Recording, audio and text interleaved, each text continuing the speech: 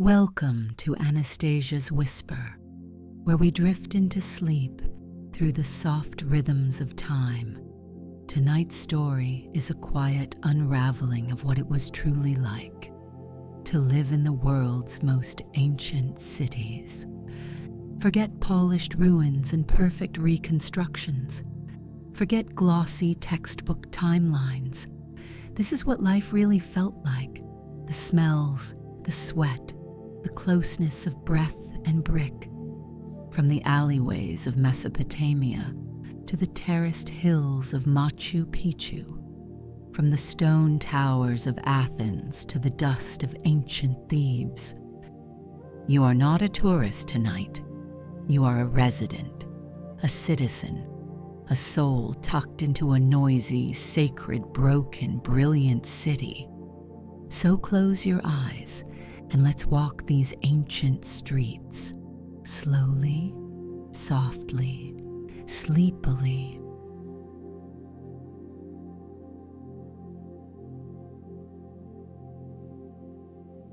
Before the empires, before chariots, before pyramids or prophets or polished stone roads, there was Uruk, the world's first true city, born not of conquest but of mud and need.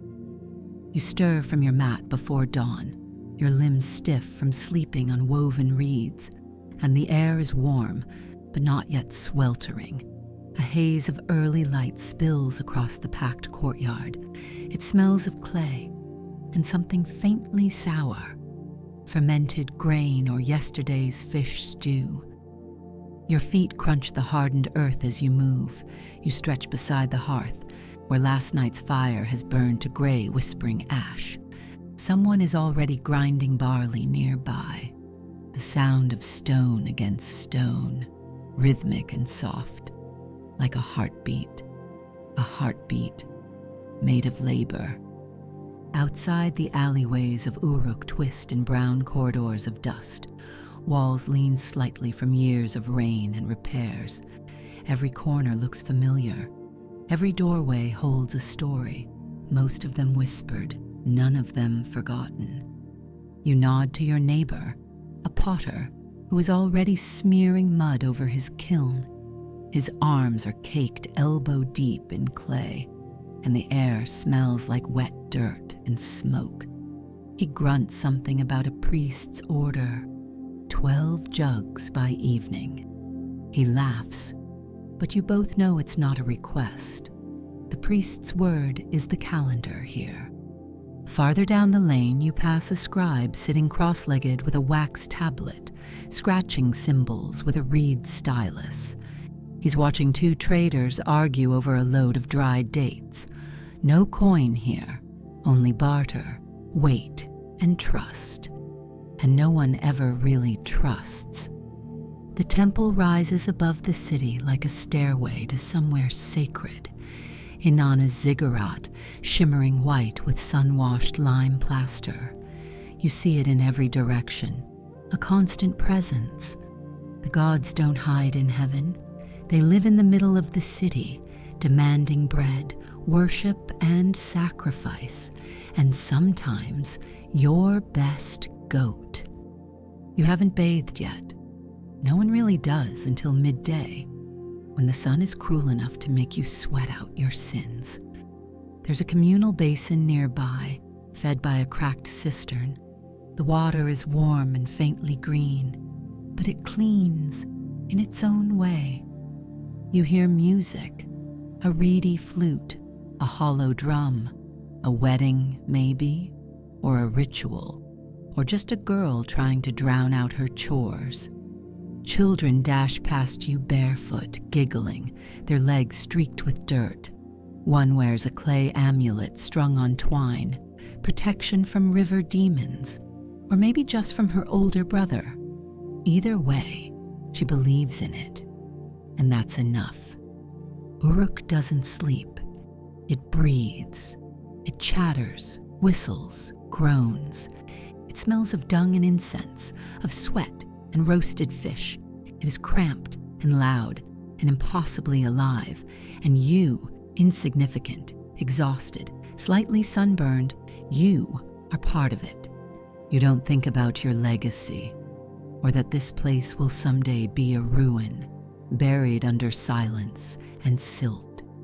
You only think about the cracked jar you need to mend, the grain you have to trade, the small slab of shade you'll sit under at noon, and the way the city wraps around you, like a net, like a womb, like a promise. Now drift with me to ancient Athens, not the Athens of postcards, not the shining Acropolis on a quiet hill, all columns and grace, but the real Athens, noisy, dense, dusty, brilliant, exhausting. You live in a cramped home, barely more than 2 rooms, one of them open to the sky. The walls are made of sun-dried brick, then coated with a chalky whitewash that flakes in the wind.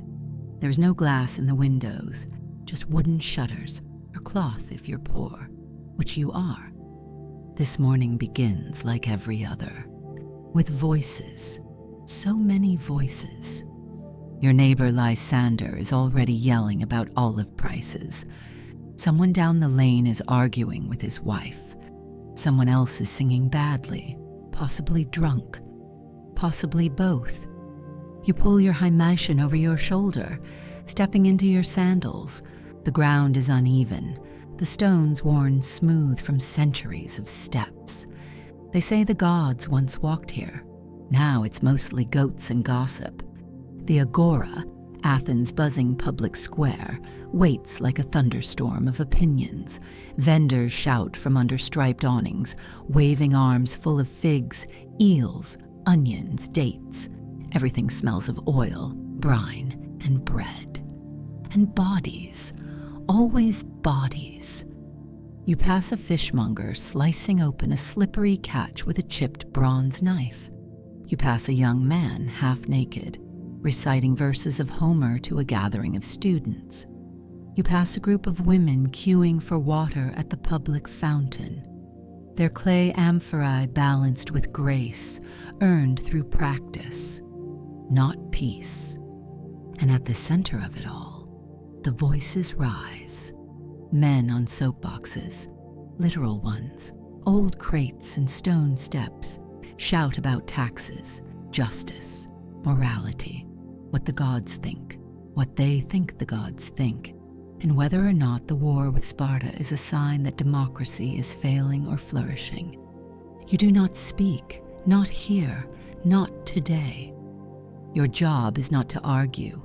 It's to listen, remember, survive, and maybe pick up something useful to share with your cousin who works in the magistrate's office.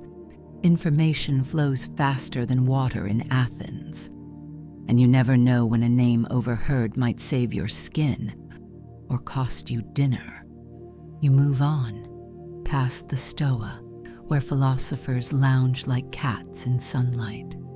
Some are serious, some are smug. All are underfed and over-opinionated. One stops you. He asks if you think virtue is a product of habit or divine favor. You mumble something neutral, something vague enough to sound wise. He nods solemnly, as if you've solved a moral puzzle. You haven't. You're just hungry. Athens is a city that demands your brain and your bladder. Public toilets are little more than stone benches over running water. No walls, no shame, just practicality and the occasional awkward eye contact. You eat when you can, lentils, barley bread, maybe a little goat cheese if your neighbor is feeling generous. You drink watered wine, never straight. Drunkenness is for barbarians, unless you're celebrating, or mourning, or bored.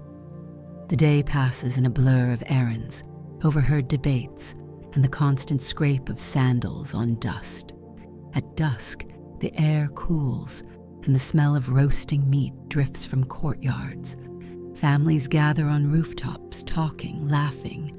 arguing softly under the stars. There is no privacy. Your walls are thin. Your life is porous. If you trip over a stone in the street, 3 people will laugh, 2 will offer help, and 1 will write a play about it. But this is Athens. This is how it works. You are always being seen, judged, remembered, forgotten, reimagined.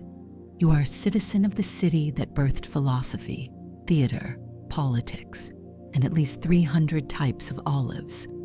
And tomorrow, you'll wake up and do it all again, because that's the real rhythm of this place. Not marble or glory, but presence. Being here, breathing here, enduring in sandals and sunlight, among stone and shouting.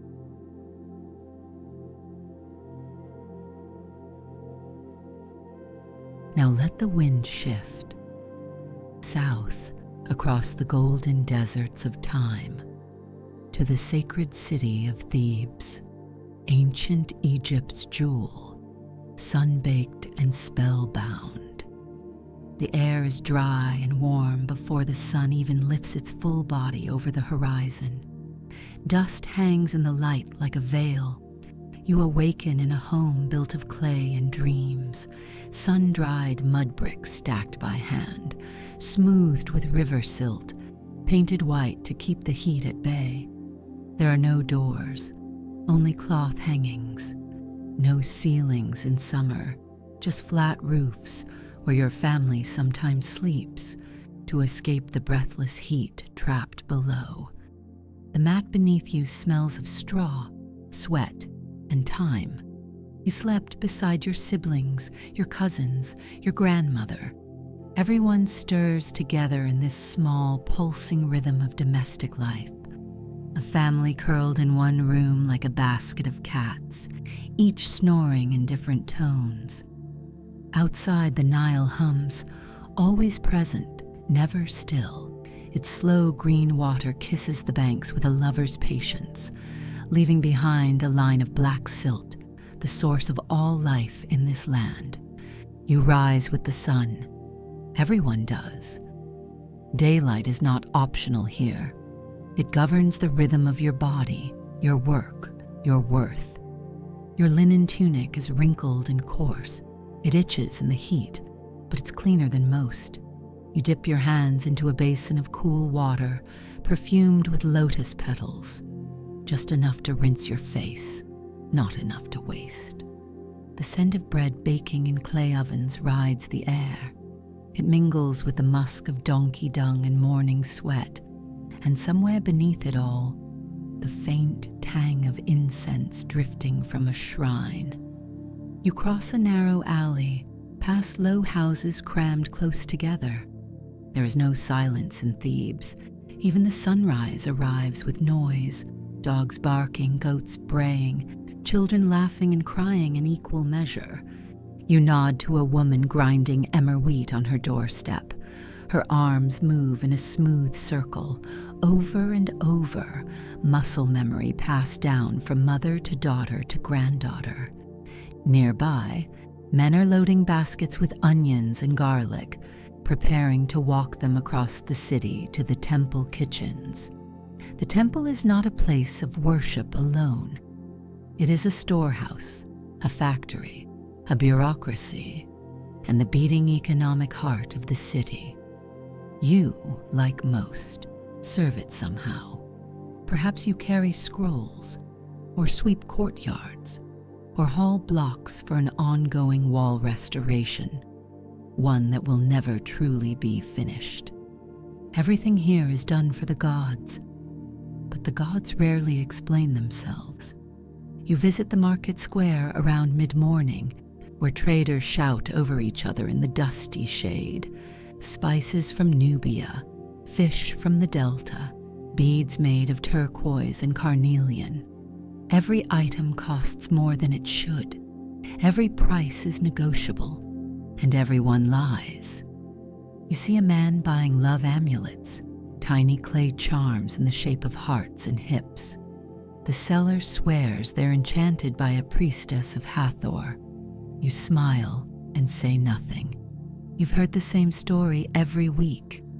Later, under the sloping eaves of your home, you eat a small meal, lentils, leeks, maybe a date if it's a feast day.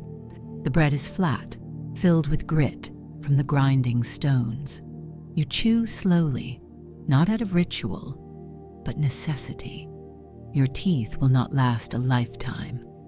In the afternoon heat, you escape to the riverbank, dipping your feet in the shallows, watching herons lift lazily into the air. You share the shade with fishermen, scribes on break, and the occasional cat who regards you with bored divinity. As the sun dips toward the horizon, the city glows like bronze. Shadows stretch long, doors close, oil lamps flicker to life. The streets fill with the scent of fried onions, sizzling goose fat, and prayers whispered under breath. You return home and light a wick in a terracotta holder. You murmur a spell, one your mother taught you, to keep scorpions and nightmares at bay. Above your head, the roof is cool and flat. You climb a ladder to lie beneath the stars. The wind carries the smell of earth and river. You hear your neighbor coughing, a dog barking, the soft sound of someone crying, or maybe singing in the distance. In your palm, you clutch a tiny blue figurine, a shabti, a servant for the afterlife. It is chipped, but you keep it close. In Thebes, nothing is truly private. The walls are thin, the gods are watching.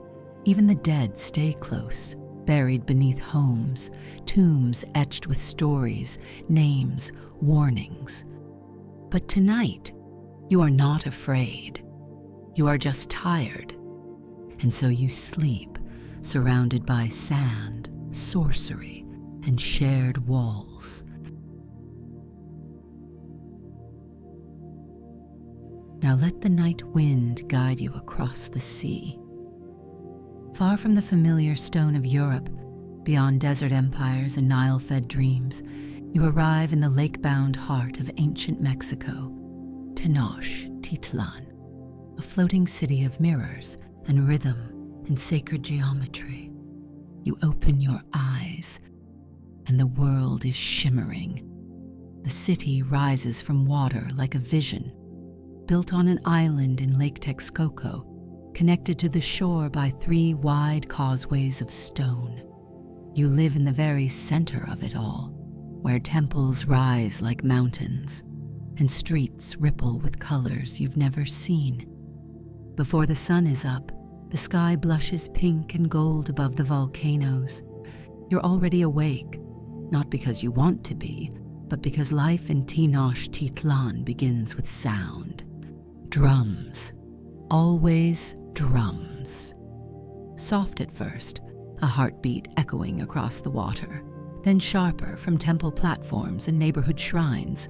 A ritual has begun, or perhaps one is ending. In this city, the calendar is layered and eternal. Your home is made from cane and adobe, painted red at the base to keep insects away. You share it with your siblings, your cousin, your grandmother, and 2 hairless dogs who think they own the bed mats.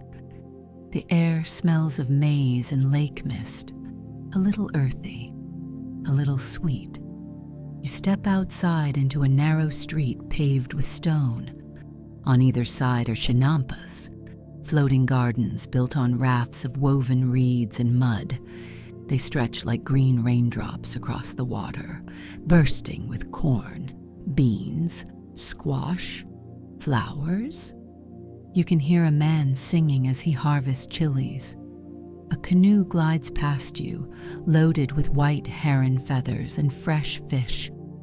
Everywhere people are moving, some to the temples, some to the market, some to the courts, the schools, the warriors' barracks. You carry a small woven pouch filled with cacao beans, your entire day's worth of spending for food, soap, or something prettier than you need, cacao is currency here, and it tastes far better than copper. You arrive at the Tlatelolco market, a sprawling plaza that could hold thousands pulsing with voices. You pause at the entrance, overwhelmed, like always. Here are baskets of tomatoes, avocados, amaranth. There are folded cloaks dyed in crushed insects, colors so bright they sting your eyes. Sellers shout their offers, buyers haggle, priests walk silently through it all, observing. You smell roasted grasshoppers and tamales steaming in banana leaves. Children dart between legs, chasing beetles or each other. You stop by a stand where a woman sells obsidian knives, each wrapped in magui fiber. They gleam like black fire. Too dangerous to carry openly, but perfect for ceremony or vengeance. As the sun climbs higher, so does the heat. You take refuge under a thatched awning and sip a drink made from fermented corn. It bubbles slightly, sour and strange, but you like it. Above you, temple pyramids cut the sky into sacred slices. The largest, Templo Mayor, towers over the city, its twin shrines honoring rain and war, always war. You're not a warrior, but you know one. He trains daily in a quiet square behind the barracks, throwing spears and whispering prayers to Huitzilopochtli. You once loved him, maybe you still do, but now he wears a jaguar helmet, and you sell beans and men's sandals and dream only of calm weather. Later, you walk home, carrying your goods in a reed basket strapped to your back. The path winds along canals filled with lily pads and dragonflies. The breeze smells of water and flowers.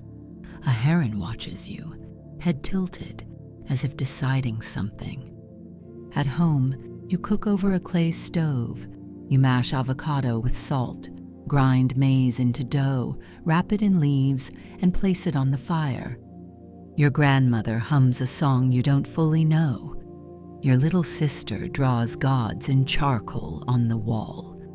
The dog snores. And when night falls, you step outside once more. The moon reflects on the lake like a second world. Canoes drift in silence.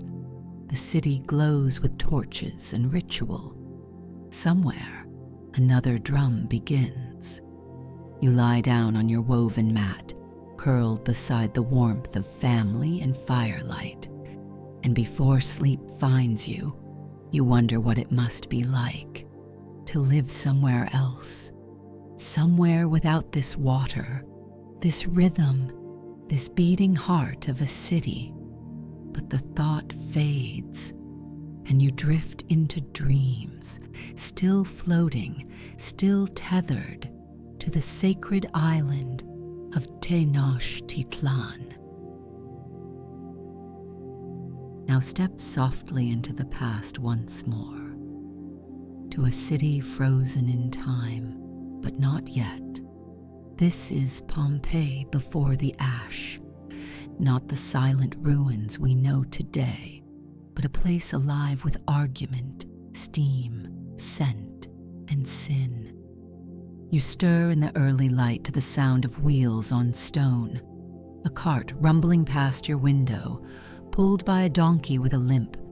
You can hear its hooves slipping slightly on the uneven road. You know that sound well. You've tripped on those same grooves a dozen times. Pompeii's streets are carved by centuries of repetition. Your room is narrow, the ceiling low. You sleep above a bakery, which means warmth in winter and flour in your lungs all year round. The scent of baking bread is inescapable. It climbs the walls, curls under the door, and sneaks into your dreams like a thief. Your bed is a wooden frame stuffed with straw. It creaks when you move, sighs when you rise. The blanket is scratchy wool, older than your knees. Outside, the sun is already touching the tops of red-tiled roofs. You dress quickly, a simple tunic, belted with a cord. You splash your face with cold water from a jug. No soap, just fingers, fabric, and a prayer to not smell worse than your neighbor. You step into the street, where life hums like a hive. Two women argue in fast Latin over a laundry mix-up. One swears her husband's toga was stolen. The other swears she wouldn't touch it with tongs. Children chase a dog through the alley. A man with a bucket slips on a grape skin and swears so loudly that a passing soldier grins. No one helps. Everyone watches. You dodge a puddle, or try to. Too late. The water is ankle deep and smells of last night's stew. You head toward the market. Pompeii's form is a loud, frantic, glorious mess. Vendors shout from under wooden awnings, fresh fish, cheap figs, olives without worms, which probably means olives with fewer worms. You pass a man painting election slogans on a wall. Red letters proclaim support for some minor magistrate. The paint drips. You wonder if the candidate is as slippery as his promises. There are frescoes everywhere, some sacred, some obscene. One outside the tavern features Mercury holding a bag of coins. Another, barely concealed by a curtain, shows acts that, well, let's just say it's not for polite company. You buy a small loaf of bread, hard on the outside, soft in the middle, stamped with the bakery's seal. You tear it with your teeth, taste the grit of groundstone mixed with flour. Your jaw aches, but it fills your stomach. The baths are open now. You consider going. They're the center of public life.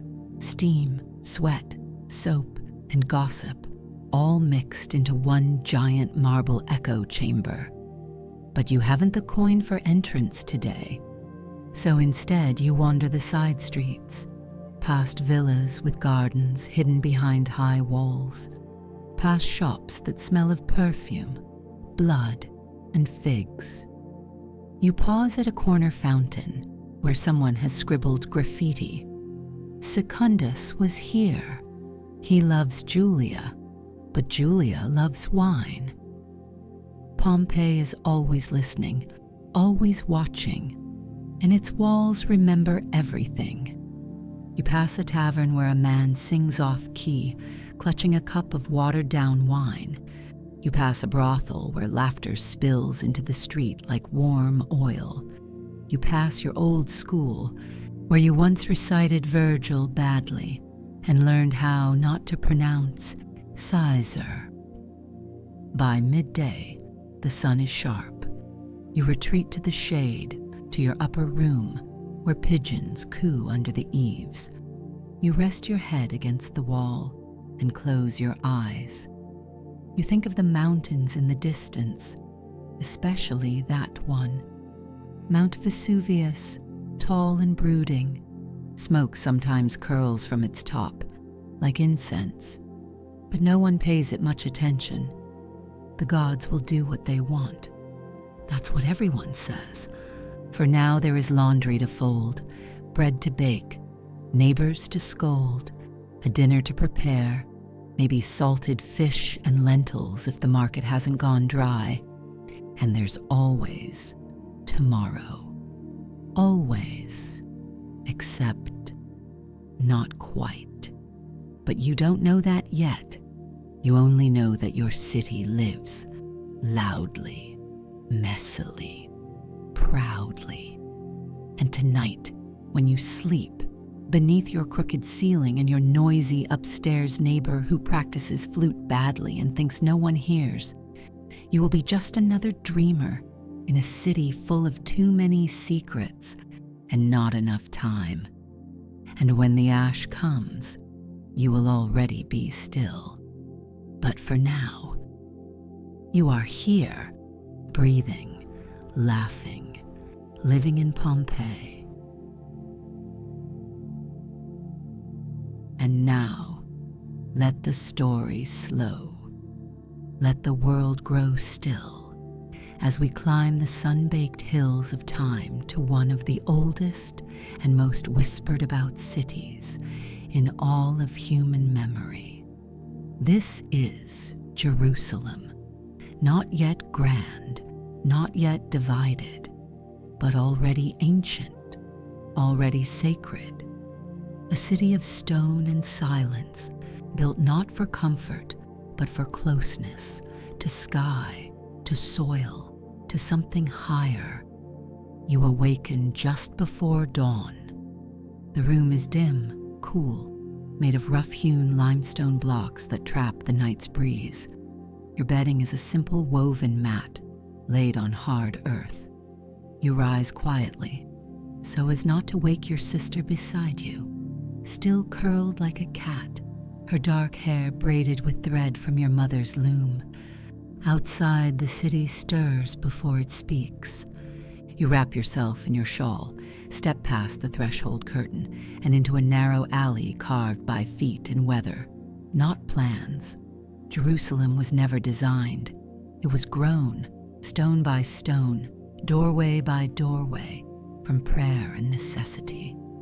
The walls of the houses lean slightly inward. Their plaster is chipped, showing veins of old brick and older stone. Overhead, wooden beams stretch like ribs across the sky. You make your way toward the well, a jug balanced on your hip, sandals silent on the uneven path. Other women are already there, faces familiar but rarely named, eyes tired, greetings soft. You nod, you wait. The water is cool, pulled up in groaning buckets that squeal against stone. You pour some over your hands, watching the dust of yesterday melt from your skin. You do not speak much here, not because there's nothing to say, but because this city listens. Every wall holds echoes. Every corner holds memory. Even your silence feels recorded. As the sky brightens, sunlight spills like honey over the rooftops. The call of a rooster blends with the bleating of a distant goat. Smoke begins to curl from chimney pots, a dozen breakfasts cooking at once. Inside your home, you grind barley with a stone. The movement is slow, steady, a rhythm inherited from your grandmother, who learned it from hers. Your hands know what to do even as your mind drifts. The scent of warm bread fills the room. You mix in herbs, thyme, maybe mint, and remember a feast long past when your uncle brought pomegranates from Jericho. The seeds burst like rubies in your mouth. You haven't seen a pomegranate since. Later you walk toward the Temple Mount, not to enter, you are not permitted, but to pass, to observe, to feel the gravity of its presence. Its outer walls are massive, fitted with hands more precise than yours. You touch the cool surface of one stone, pressing your palm against it briefly, as if it might remember your warmth. A priest walks past, robes swishing. He smells of frankincense and importance. You lower your gaze, step aside, let him pass. In the market, noise returns. Olives spill across a vendor's mat. Someone calls out about wine from Hebron. Children tug at sleeves, begging for sweets they cannot afford. You barter for lentils and dried figs, then linger at a stall where someone is selling copper amulets, small palm-sized charms etched with names you half recognize. You buy one anyway, not for protection, just for something to hold when your heart feels too full. As the sun peaks, you retreat indoors. The stone of the wall stays cool even as the city sweats. You rest in the shade, watching motes of dust dance in a beam of light near the ceiling. In this city, Even stillness has texture. At twilight, lamps begin to glow. Wicks dipped in olive oil flicker behind curtains. Voices soften to whispers. You hear the notes of a flute, or maybe a prayer. You step out once more to the rooftop, where the air is easier to breathe. The sky turns lavender, then navy. The stars arrive one by one, ancient visitors. You sit beside your father, who says little. He watches the horizon with the calm of a man who has already made peace with questions that will never be answered. You look out across the roofs and realize there is no part of this city that is truly private, but there are places where you can feel alone without being lonely. That is Jerusalem, a city of shared walls and personal holiness, a place where nothing is yours, yet everything belongs to you. Tonight, you will sleep wrapped in wool, the amulet tucked beneath your head. You will dream of doves, of golden gates, of hills wrapped in light, and somewhere in that dream, you will hear the city breathe, stone by stone, silence by silence. Now let us climb, not through time alone, but through air, through mist, through altitude so high it presses your breath into silence. We are in the Andes now, where clouds slide like silk across sharp ridges, and ancient stone steps disappear into the sky. This is Machu Picchu, not yet a ruin, not yet a mystery, but a living, breathing city in the clouds. You wake before the sun, just as the mountain wind begins to hum across the terraces. The light is slow to arrive here. It must filter through valleys, climb the slopes, and weave through shifting fog before it reaches your door. Your home is small, made of gray stone stacked with skillful precision. No mortar, just balance. Every stone touches its neighbors like a held breath. The roof is thatched with ichu grass, tied tightly to beams of wood. It crackles when the wind rises. You sleep beside your cousin and your older brother, huddled for warmth in woolen cloaks, spun from alpaca hair. The cold here isn't cruel, just constant. You rise slowly, stretching your limbs, your body stiff from a night spent on a mat of reeds. There is no fire inside. Smoke is sacred here, used with purpose, for ceremony, for warning, for invitation to the gods. Outside, the city is still hidden in cloud. A fine mist curls along the paths, softening the edges of stone walls and sharp steps. You can barely see the next terrace below, but you can hear it, the bleating of a llama, the scrape of a wooden rake on soil. You carry a small clay bowl and descend the stone staircase to the nearest field. The terrace gardens stretch out below you in careful layers, each one planted with maize, quinoa, and potatoes. You greet a man bent over his work. He nods without looking up. Words are rare here, saved for the sacred. You help him turn the soil, cold earth beneath your fingernails, thin air in your lungs. Around mid-morning, the fog begins to rise, and suddenly, Machu Picchu reveals itself. Temples, fountains, plazas, all laid out like a map meant for the sun alone. You know every corner. The ritual baths where water flows from hidden channels. The temple of the sun, carved into rock that shimmers gold when struck by the right light. The room with trapezoidal windows where shadows bend like bowing heads. You walk slowly through these paths. Even though you live here, it never feels ordinary. There's something sacred in the air, not just in the places of worship, but in the stairways, in the curves of the walls, in the silence between footfalls. You pass a woman weaving by hand, her loom stretched between two pegs in the earth. Her fingers move with quiet grace, threading stories into color.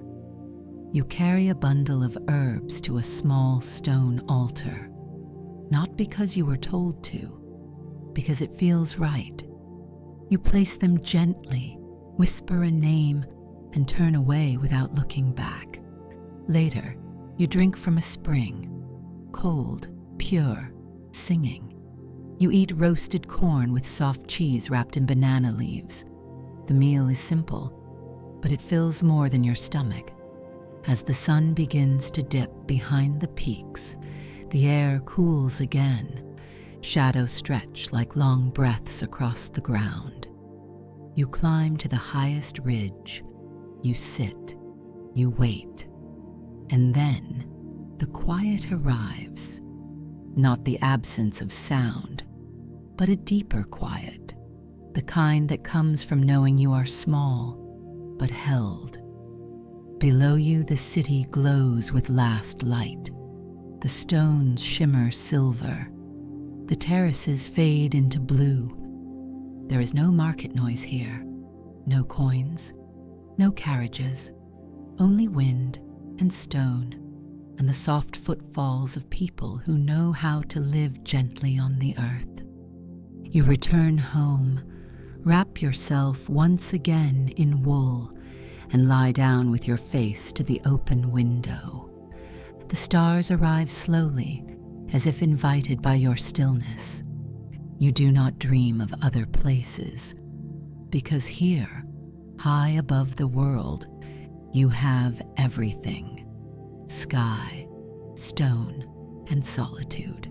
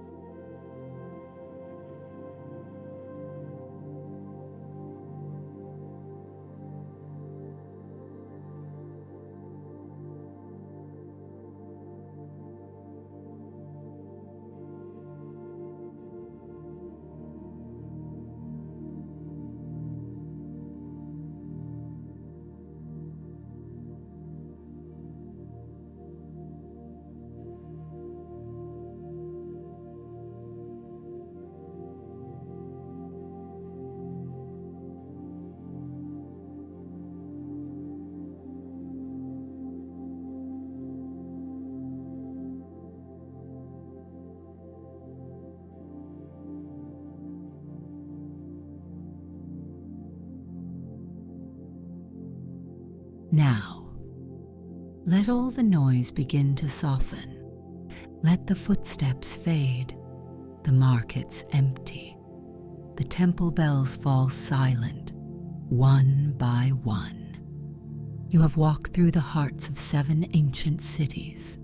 You have woken with them, labored in them, eaten, prayed, loved, and now you are ready to rest.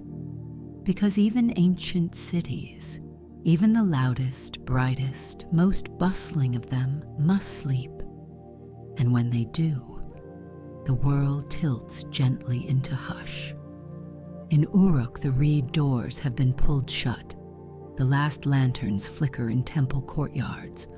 A scribe rolls up his clay tablet and yawns.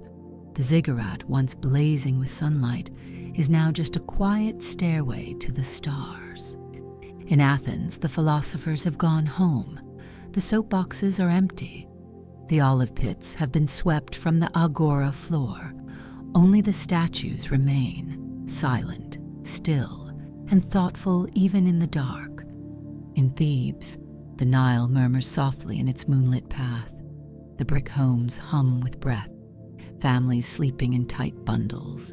Amulets glint faintly in the dark, and somewhere, a priest dreams of falcons flying over desert gold. In Tenochtitlán, the torches along the causeways are glowing like quiet fireflies. The canoes rest gently against their moorings.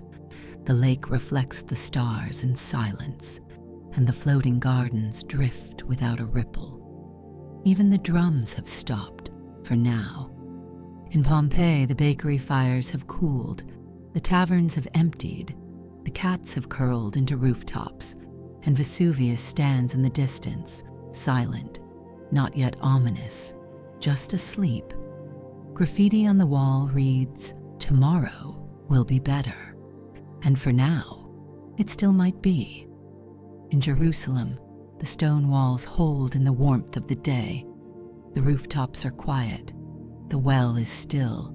Only the soft click of a donkey's hoof echoes in the alley. The sacred hush of the city wraps every sleeper like a prayer. And far above the clouds, in Machu Picchu, the wind sings a lullaby in Quechua, weaving through the terraces and temples. The llamas sleep with their eyes half open, and the stars blink gently in the black sky. Closer here than anywhere else. Each city, each soul, each breath melts into sleep. The noise of the day has folded into stillness, the voices into dreams. And you, traveler of time, have walked long enough. There is nothing more to carry, no road to follow, only the rhythm of your breath, only the warmth of your blanket, only the hush of the ancient world, holding you gently, rocking you slowly, singing to you softly in the language of stone, silence, and memory. Let it all go. Let every brick fade into mist. Let every story close like a book, with the last page still warm in your hands. And rest now, because you've wandered far across history's map, and tonight, you're not a visitor. You're home. Good night, gentle soul. Sleep well, sleep deep, sleep ancient.